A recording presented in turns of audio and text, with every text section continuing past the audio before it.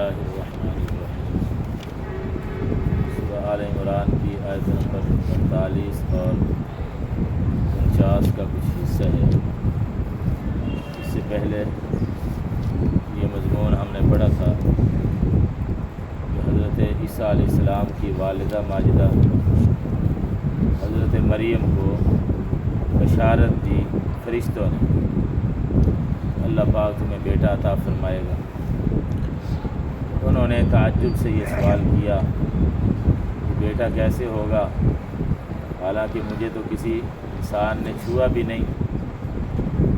ان کو جواب میں بتایا گیا کہ اسی طرح اللہ پاک قادر ہے، کسی حالت میں تمہیں بغیر شوہر کے ہی اللہ پاک بیٹا عطا فرما دے گا۔ اب وہ بیٹا کیسا ہوگا،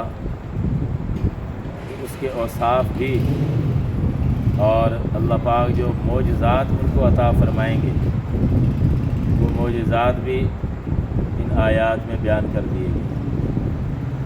جب بیٹا پیدا ہوگا، وہ بڑا ہوگا، اللہ پاک ان کو پیغمبر بنائیں گے تو کیا کیا معجزات ان کو عطا فرمائیں گے، تو یہ بھی ساتھ ہی کسی موقع پر بتا دیا گیا۔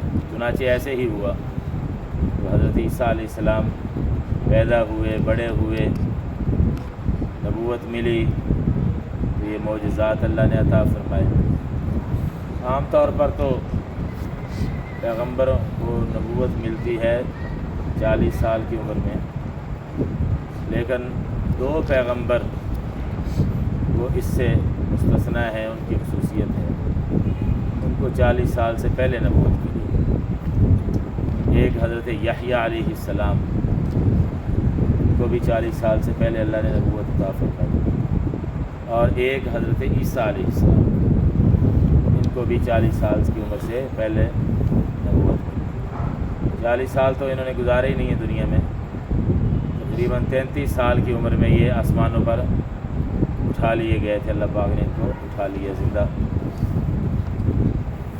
اب یہ جو بشارتیں دی جا رہی ہیں کہ اللہ آپ کو بیٹا عطا فرمائے گا، بیٹا ایسا شان والا ہوگا، یہ معجزے اللہ ان کو عطا فرمائے گا، اس میں حضرت مریم کو تسلی بھی ہے کہ جب بیٹا پیدا ہوگا نا بغیر شوہر کے، اب لوگوں کی طرف سے اعتراضات کی بچھاڑ ہوگی، تیر چلیں گے، کان و تشنی کا سلسلہ ہوگا۔ اللہ پاک نے اس بیٹے میں ایسی صلاحیتیں رکھ دی ہیں جو ان اعتراض کرنے والوں کے منہ بند کرنے کے لیے کافی ہوگا۔ یہ بیٹا کوئی عام بیٹا نہیں، اللہ کی قدرت کا نشان ہے، اللہ کی قدرت سے یہ بیٹا عجیب طریقے سے پیدا ہوا ہے، اللہ پاک نے عجیب اس میں خصوصیات رکھ دی ہیں۔ کیا کیا خصوصیات ہیں؟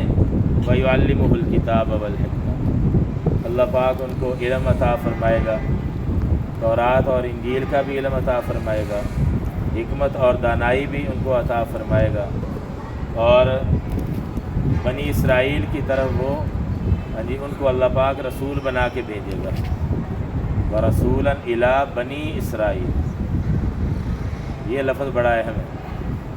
حضرت عیسیٰ علیہ السلام قومی نبی ہیں، عالمی نبی نہیں، تو وہ ساری انسانیت کی طرف نبی بن کے نہیں بھیجے گئے، نبی بن کے نہیں آئے، بلکہ صرف بنی اسرائیل کی طرف نبی بن کے آئے تھے۔ اس لیے ہم یہ کہتے ہیں عیسائیوں کو کہ تمہیں تو بنی اسرائیل کے علاوہ کسی اور کو دعوت اور تبلیغ کرنے کا حق حاصل نہیں، تمہاری اپنی انجیل کی روح سے۔ انجیل میں بھی چاہے جتنی تحریف ہو چکی ہے، تبدیلی کر دی ہے انہوں نے، پھر بھی ایسے حوالے موجود ہیں اور ہمارے اکابر نے تحقیق کر کے لکھے ہیں۔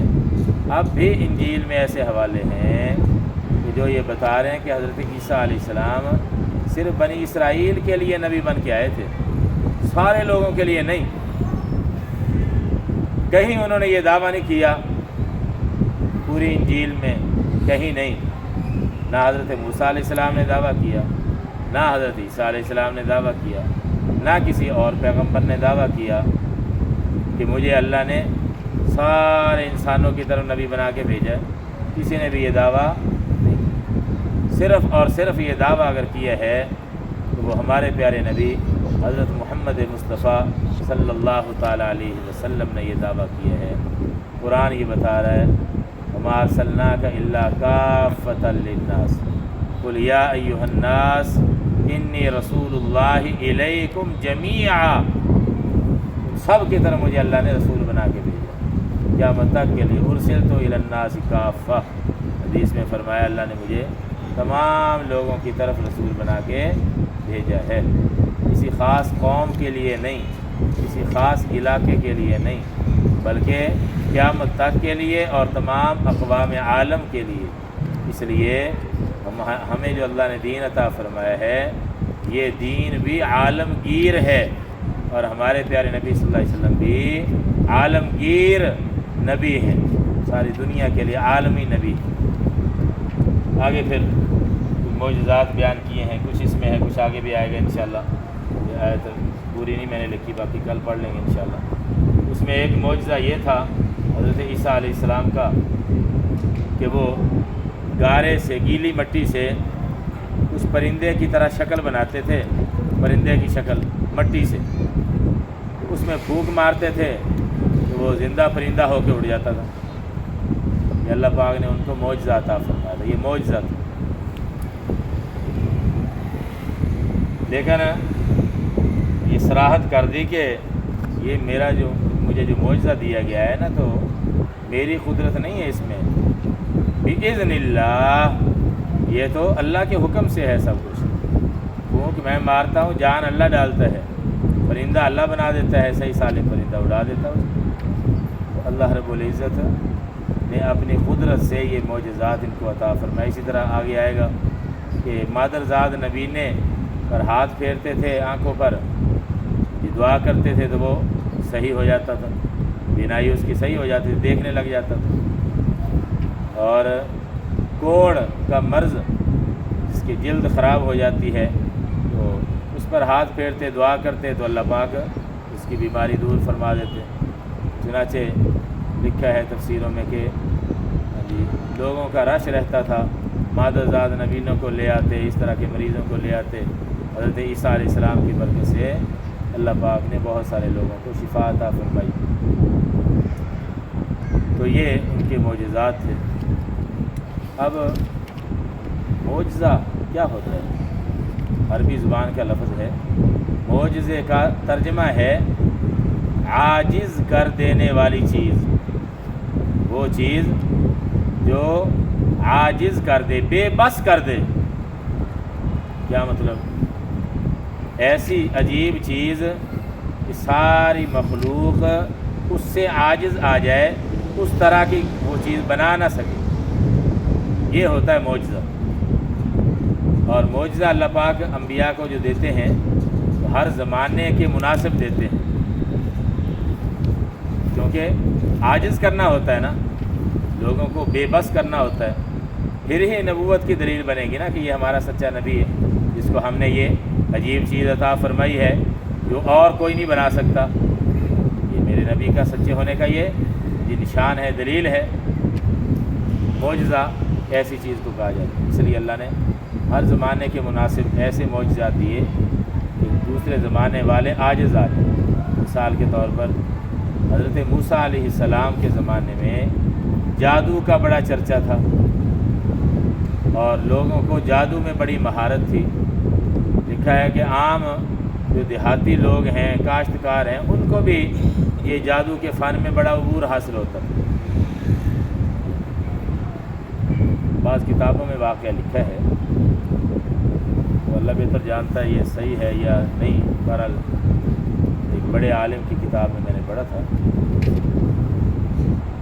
کہ اس وقت حضرت موسیٰ علیہ السلام کے زمانے میں جب یہ جادو کا بڑا چرچا تھا، حضرت جبرائیل علیہ السلام سے اللہ پاک سے اجازت مانگی۔ جبرائیل علیہ السلام نے کہ مجھے اجازت دے، میں زمین پر جا کے دیکھنا چاہتا ہوں کہ لوگوں کو کتنی کی مہارت ہے اس میں۔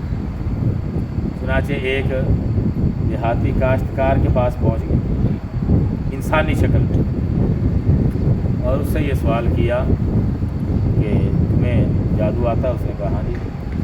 فرمایا کہ یہ بتاؤ، اللہ کا ایک فرشتہ ہے جبرائیل، وہ اب کہاں ہے؟ یہ تو انسانی شکل میں تھا نا، اس کو نہیں پتہ تھا یہ جبرائیل ہے۔ فرمایا یہ بتاؤ اپنے جادو کے فن سے ذرا حساب لگا کے بتاؤ کہ اللہ کا فرشتہ جبرائیل وہ اب کہاں؟ چنانچہ اس نے زور لگایا، وہ جو کچھ اس کو آتا تھا اوپر دیکھا، ادھر ادھر دیکھا، کہنے لگا وہ آسمانوں میں بھی نہیں ہے، ارد گرد ادھر ادھر زمین پر بھی نہیں ہے، یا تو جبرائیل ہے یا میں جبرائیل ہوں۔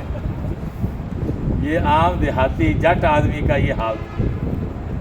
اس زمانے میں اللہ پاک نے حضرت موسیٰ علیہ السلام کو اس کے مناسب معجزات عطا فرمائے۔ لاٹھی تھی وہ سانپ بن جاتی، جادوگروں نے بھی مظاہرہ کیا، سانپ بنے وہ رسیاں اور لاٹھیاں۔ موسیٰ علیہ السلام کو جو معجزہ دیا وہ ان سب پر غالب آ گیا، ان کے بنائے ہوئے جادو کا مظاہرہ جس پر کیا تھا ان کو نکل گیا، تو حضرت موسیٰ علیہ السلام کو اللہ نے غالب فرما دیا۔ تو جادو تھا اس وقت، اس کے مناسب اللہ نے موسیٰ علیہ السلام کو معجزہ عطا فرمایا۔ اور حضرت عیسیٰ علیہ السلام کے دور میں علم طب، یہ علاج معالجے کا جو علم تھا، حکمت، یہ بڑے عروج پر تھی۔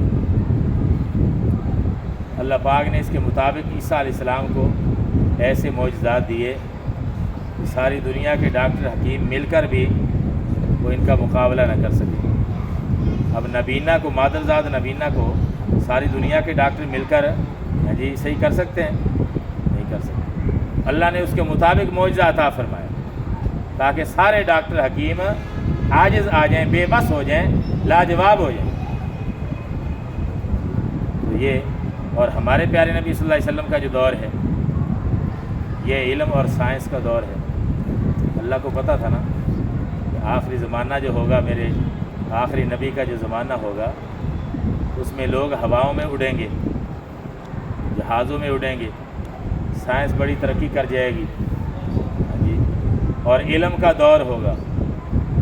اللہ پاک نے اس کے مطابق معجزات عطا فرمائے۔ لوگ جہازوں میں اڑتے ہیں، جتنا بھی اڑ جائیں، ساتویں آسمان سے اوپر تو نہیں جا سکتے نا۔ اللہ نے ہمارے نبی صلی اللہ علیہ وسلم کو معراج کے موقع پر ساتویں آسمان سے بھی اوپر اٹھا کے دکھا دیا۔ یہ میرے نبی کو، میں نے اپنے نبی کو معجزہ دیا ہے، لگا لو زور، کر سکتا ہے کوئی ایسا؟ جو بھی جتنا بھی اڑ جائے وہ نیچے نیچے رہے گا، اوپر نہیں جا سکتا۔ تو یہ ہمارے نبی کا معجزہ، معراج والا معجزہ۔ تو سائنس ساری لاجواب کر دی، عاجز کر دی، اور یہ قیامت تک کے لیے۔ اور علم، یہ زمانہ علم کا ہے۔ اللہ پاک نے قرآن کی صورت میں علمی معجزہ عطا فرما دیا۔ لگا لے دنیا زور۔ عرب والوں کو بڑا ناز تھا اپنی فصاحت و بلاغت پر، لیکن قرآن کے چیلنج کا جواب نہیں دے سکے۔ بنا کے لے آؤ ایسی کتاب، ساری کتاب نہیں بنا سکتے، 10 صورتیں لے آؤ، 10 نہیں بنا سکتے، ایک لے آؤ، ایک صورت نہیں بنا سکے، ایک آیت نہیں بنا سکے۔ بعضوں نے کوشش کی ہے لیکن ناکام اور رسوا ہوئے، خود ان کے اپنے پیروکاروں نے ان کو ناکام قرار دیا اور ان کے بنائے ہوئے اس کلام کو ردی کی ٹوکری میں پھینک دیا اور قبول نہیں کیا، اور یہ کہا کہ یہ قرآن کا مقابلہ نہیں کر سکتا۔ تو یہ علم کا دور، اللہ نے یہ علمی معجزہ قرآن کی صورت میں عطا فرمایا ہمارے نبی صلی اللہ علیہ وسلم کو، اور یہ زندہ معجزہ ہے قیامت تک کے لیے۔ گزشتہ انبیاء کے جو معجزات تھے وہ وقتی تھے، کیونکہ ان کی نبوت وقتی تھی۔ ہمارے نبی صلی اللہ علیہ وسلم کی نبوت وقتی نہیں بلکہ دائمی ہے، قیامت تک کے لیے عالمگیر ہے۔ اس لیے معجزہ اللہ نے ایسا دیا جو انشاءاللہ قیامت تک رہے گا، اور قیامت تک یہ چیلنج دیتا رہے گا۔ وَيُعَلِّمُهُ الْكِتَابَ، اور وہ سکھائے گا اس کو کتاب۔ کون؟ یعنی اللہ پاک سکھائیں گے اس کو، اس بچے کو کتاب۔ پیچھے اس کو ملاؤ نا پچھلی آیت کے ساتھ۔ اللہ پاک نے کیا پچھلی آیت کیا ہے جی؟ کذالک اللہ ہاں کن فیعلا قضا امرن فانما یقول لہ کن فیکون، اس کے ساتھ یہ کہ اللہ پاک اس کو سکھائیں گے کتاب، یعنی کتاب کا علم دیں گے۔ اب کتاب سے مراد کیا ہے؟ تورات اور انجیل کا تو صراحتاً آگے ذکر کر دیا ہے، اس لیے علماء مفسرین یہ فرماتے ہیں ہو سکتا ہے اس سے مراد زبور ہو، وہ بھی پہلے نازل ہو چکی تھی، یا الکتاب کے لفظ سے دوسرے آسمانی صحیفے مراد ہوں۔ بہرحال اللہ پاک ان کو کتاب کا علم دیں گے اور حکمت دانائی کا علم عطا فرمائیں گے، دانائی، فہم و فراست، والتورات اور تورات، والانجیل اور انجیل کا علم۔ تورات پہلے حضرت موسیٰ علیہ السلام پر نازل ہو چکی تھی، تو وہ علم بھی اللہ پاک نے حضرت عیسیٰ علیہ السلام کو دیا، اور پھر حضرت عیسیٰ علیہ السلام پر مستقل انجیل نازل ہوئی، تو وہ علم بھی اللہ نے عطا فرمایا۔ وَرَسُولًا إِلَىٰ بَنِي اسرائیل، اور بھیجیں گے رسول بنا کر، پیغمبر بنا کر۔ یہاں اس سے پہلے یہ جملہ یہ محذوف ہے، چھپا ہوا ہے، وَيُرْسِلُهُ رَسُولًا، اس طرح کا جملہ کوئی نہ کوئی وہ ماننا پڑتا ہے مفہوم واضح کرنے کے لیے۔ وَرَسُولًا، اور بھیجیں گے ان کو پیغمبر بنا کر، کس طرف؟ اِلیٰ بنی اسرائیل، بنی اسرائیل کی طرف۔ اچھا وہ کیا کہیں گے؟ یہاں بھی یہ فعل چھپا ہوا ہے، یقول، وہ یوں کہیں گے، انی، کہ بے شک میں، قد جئتکم، تحقیق لایا ہوں تمہارے پاس، جئت اصل لفظی ترجمہ ہے میں آیا ہوں، کم تمہارے پاس، بآیتن، آیت کے ساتھ، نشانی کے ساتھ، من ربکم، تمہارے پروردگار کی طرف سے۔ بے شک میں تحقیق آیا ہوں تمہارے پاس تمہارے پروردگار کی طرف سے ایک نشانی کے ساتھ۔ اب وہ نشانی کیا ہے؟ نشانی سے یہاں مراد ہے معجزہ۔ نشانی کیا؟ انی اخلق لکم، یہ کہ بے شک میں بناتا ہوں تمہارے لیے، من الطین، گارے سے، تین کہتے ہیں گیلی مٹی کو، تراب مطلقاً عام مٹی کو کہہ دیتے ہیں، اور گیلی مٹی ہو پانی ملا ہوا تو اس کو کہتے ہیں تین۔ بے شک میں بناتا ہوں تمہارے لیے گارے سے، کا ہیئت الطیر، پرندے کی شکل کی طرح، ہیئت کہتے ہیں شکل کو، شکل و صورت، اور کاف کا معنی مثل، طیر کا معنی پرندے، پرندے کی شکل کی طرح، یعنی جسم بناتے تھے جس طرح پرندہ ہوتا ہے اس طرح کا جسم۔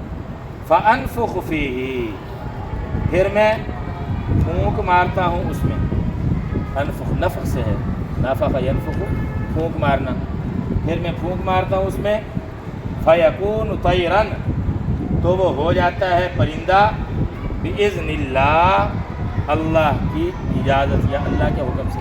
اذن کا لفظ اجازت کے معنی میں بھی ہوتا ہے اور حکم کے معنی میں بھی یہ لفظ استعمال ہوتا ہے، تو یہاں یہ ترجمہ کر لیں اللہ کے حکم سے، وہ پرندہ بن جاتا اللہ کے حکم سے۔ اب یہاں یہ سوال پیدا ہوتا ہے کہ یہ پرندے کی مورتی بناتے تھے نا، تو مورتی تو یہ گویا تصویر بن گئی، تو زیرو کی تصویر تو ٹھیک نہیں۔ جواب یہ دیا گیا ہو سکتا ہے پچھلی شریعتوں میں اس کی اجازت ہو، ہماری شریعت میں تو منع کیا گیا ہے، لیکن پچھلی شریعت میں ہو سکتا ہے اجازت ہو۔ اور یہ بھی جواب دیا ہے بعض مفسرین نے کہ وہ چونکہ تصویر مستقل ٹھہرتی تو نہیں تھی نا، شکل بناتے تھے، زندہ پرندہ اٹھ کے بن کے اڑ جاتا تھا، تو وہ تصویر رہتی تو نہیں تھی، وہ تصویر جو مستقل جس میں ٹھہراؤ ہو، اصل تو وہ منع ہے، اس سے بچنا چاہیے۔ بہرحال یہ پچھلی شریعت میں تھا، اس وقت اللہ پاک کی طرف سے اس کی اجازت ہوگی۔ تو یہ چند معجزات یہ آئے ہیں، اس میں یہ ایک ہی معجزہ آیا ہے، آگے اس سے اگلے حصے میں انشاءاللہ اور معجزات بھی ہیں، انشاءاللہ کل پڑھیں گے۔ اللہ پاک سب کو کامل یقین اور استقامت نصیب فرمائے۔ الحمدللہ رب العالمین، والصلاۃ والسلام علی رسول الکریم۔ ربنا آتنا فی الدنیا حسنۃ وفی الآخرۃ حسنۃ وقنا عذاب النار۔ اللہم اعنا علی ذکرک وشکرک وحسن عبادتک، رب ارحمہما کما ربیانی صغیرا۔ صلی اللہ تعالی علی خیر خلقہ محمد وآلہ واصحابہ اجمعین، آمین برحمتک یا